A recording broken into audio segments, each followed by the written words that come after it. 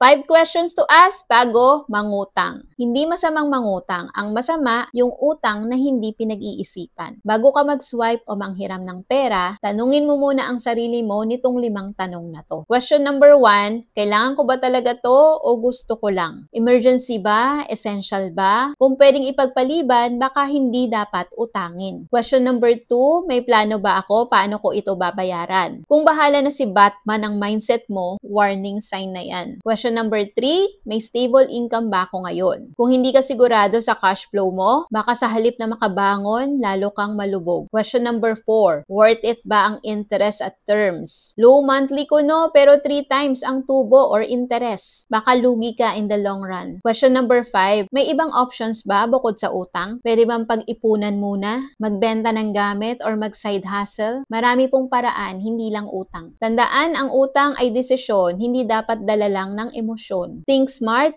isip muna bago swipe o utang. Kung gusto mo mas matuto pa sa tulong ng IMG, comment #ipon below for free coaching to know more about our financial literacy campaign. Retire early, live free, kayang-kaya basta may tamang gabay.